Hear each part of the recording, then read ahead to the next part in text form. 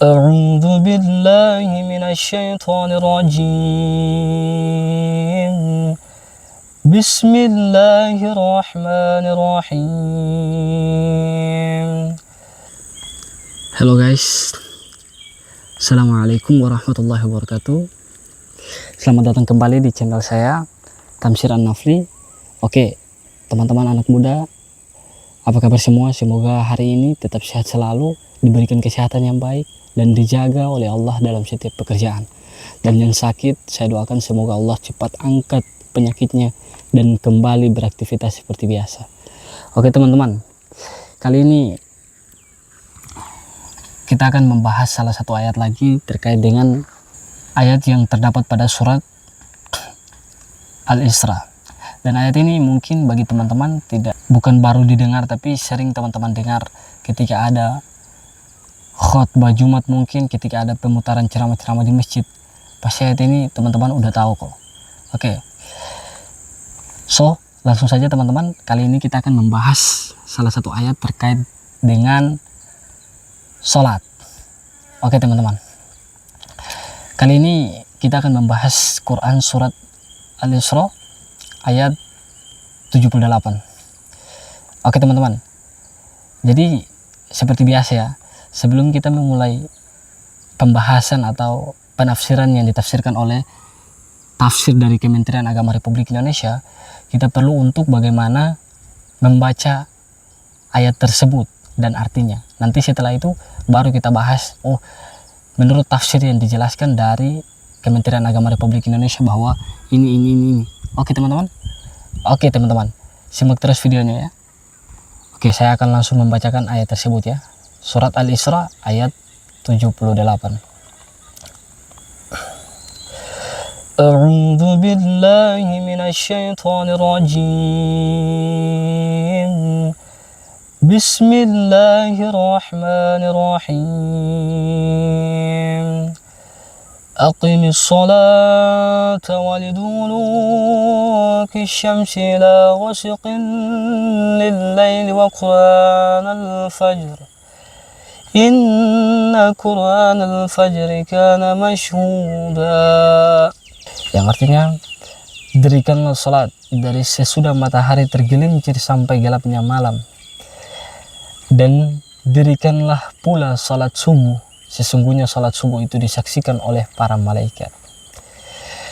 Oke, jadi menurut tafsir yang dijelaskan, menurut penjelasan yang ditafsirkan dari ayat surat Al-Isra ayat 78, menurut tafsir Kementerian Agama bahwa ayat ini memerintahkan agar Rasulullah SAW mendirikan salat sesudah matahari tergelincir sampai gelap malam, dan mendirikan salat subuh. Maksudnya ialah mendirikan salat 5 waktu, yaitu salat zuhur, salat asar, salat maghrib, isya, dan subuh teman-teman. Dan kemudian yang dimaksud dengan laksanakanlah salat dari sejak matahari tergelincir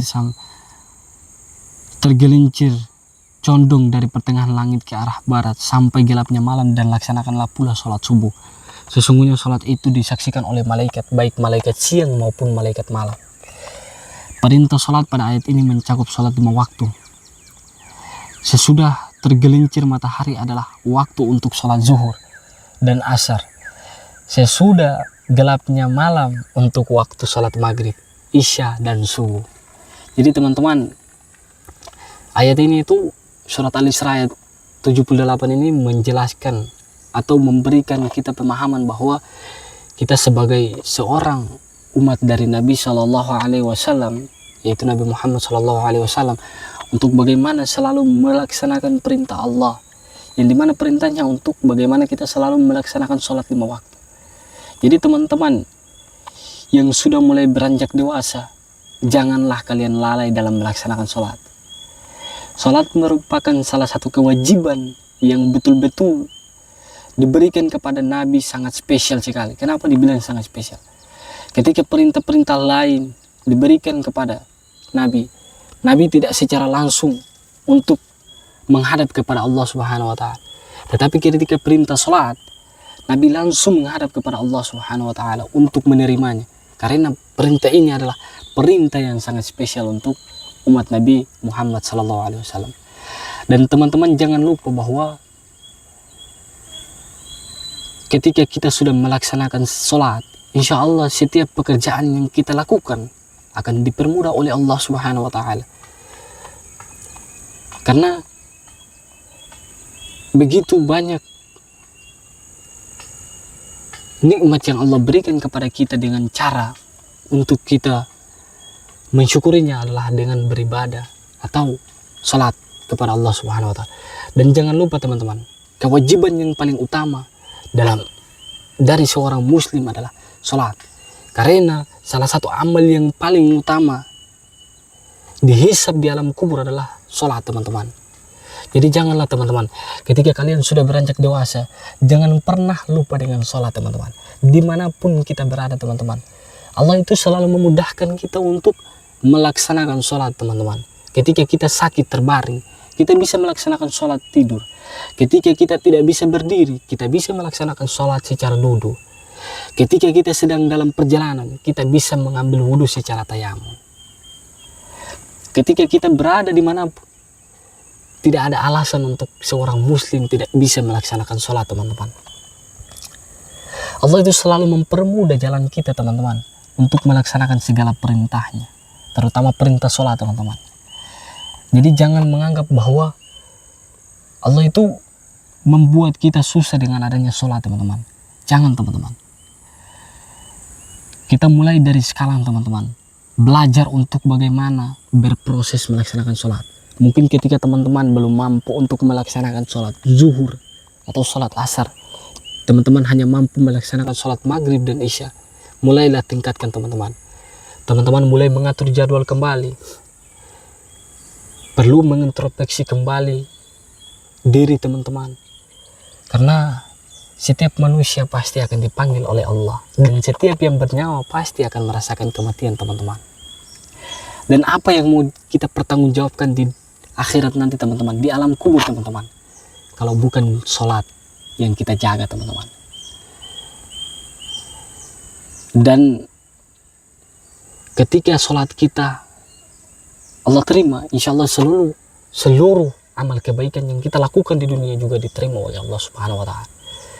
Jadi sholat adalah inti daripada segalanya, teman-teman. Jika sholat kita tidak bagus, maka seluruh amal kebaikan kita juga belum tentu diterima oleh Allah Subhanahu wa taala, teman-teman. Jadi ketika teman-teman punya waktu luang, sesibuk apapun teman-teman, di pekerjaan teman-teman, dimanapun teman-teman berada, jangan pernah lalai dengan sholat, teman-teman. Ketika teman-teman sedang bekerja, atau ketika dimana kita sedang bekerja, ketika sudah bunyi panggilan azan, datanglah, teman-teman. Mungkin ketika teman-teman belum mampu langsung hadir secara azan yang dikumandangkan tadi, langsung teman-teman datang ke masjid, ya tidak apa-apa. Tapi janganlah menunda-nunda sholat juga, teman-teman. Karena Allah lebih senang orang-orang yang tepat waktu, teman-teman. Orang yang ketika datang sholatnya lebih dulu dia berada di saf-saf paling depan, teman-teman. Jangan, teman-teman. Kita harus belajar untuk bertanggung jawab. Bagaimana ketika kewajiban dari Allah saja kita tidak mampu untuk menjaganya? Apakah kita nanti suatu saat pulang, kita kembali ke akhirat, kita mampu mempertanggungjawabkan seluruh amal kebaikan yang kita lakukan? Jangan, teman-teman. Maka untuk itu, teman-teman, di sini saya cuman hanya mengingatkan, dan saya juga mungkin belum ada kesempurnaan terkait sholat. Diri saya juga masih sangat kurang, teman-teman. Cuman sesama muslim kita saling mengingatkan, teman-teman. Ketika teman-teman sudah dewasa, jangan pernah lupa dengan sholat, teman-teman. Saya mohon, teman-teman. Karena salah satu kewajiban yang paling penting dalam hidup kita adalah sholat, teman-teman. Jadi mungkin itu yang bisa saya sampaikan dan saya bahas dalam video kali ini terkait dengan surat Al-Isra ayat 78 berkaitan dengan sholat 5 waktu, teman-teman. Sesibuk apapun teman-teman, saya mohon jangan pernah lalai dengan sholat. Begitu pula dengan orang-orang yang sudah dewasa. Jangan pernah ya, kita nggak tahu besok atau lusa kita dipanggil oleh Allah Subhanahu wa Ta'ala. Hari ini kita masih diberikan kesempatan hidup, tetapi besok atau hari-hari berikutnya belum tentu kita masih hidup, teman-teman. Mulai dari sekarang perbaikilah apa yang masih kurang dalam diri kita, teman, terutama terkait sholat, teman-teman. Ya, sekian dari saya, teman-teman. Mungkin cukup terkait surat Al-Isra 78. Ketika teman-teman punya saran atau punya masukan terkait ayat tersebut, atau masih perlu saya tambahkan lagi terkait ayat tersebut, teman-teman perlu tampilkan di kolom komentar. Tidak apa-apa, karena kita di sini sama-sama belajar. Saya juga masih belajar, teman-teman. Jangan kalian pikir bahwa saya adalah sudah sempurna sehingga saya melakukan kegiatan-kegiatan, konten-konten yang membaur terkait agama, ceramah teman-teman sana sini, memberikan inspirasi, padahal diri saya saja belum sempurna, teman-teman. Jadi saya juga belum sempurna, teman-teman. Jadi kita sama-sama perbaiki pelan-pelan. Insya Allah Allah akan membuka jalan buat kita, teman-teman. Jadi kita harus tetap semangat terus untuk menjalankan perintah-perintah yang diberikan oleh Allah Subhanahu wa Ta'ala. Sekian dari saya, teman-teman. Jika ada penggunaan kata kalimat yang mungkin menyinggung perasaan teman-teman, saya mohon maaf. Saya mohon maaf karena saya juga cuma manusia biasa yang dititipkan Allah Subhanahu wa Ta'ala untuk membantu dalam menyiarkan agama Islam. Dan teman-teman perlu ingat bahwa jangan pernah melupakan sholat, karena sholat adalah inti daripada segalanya, teman-teman. Oke, teman-teman. Oke, cukup dari saya. Sekian, wabillahi taufiq wal hidayah. Wassalamualaikum warahmatullahi wabarakatuh.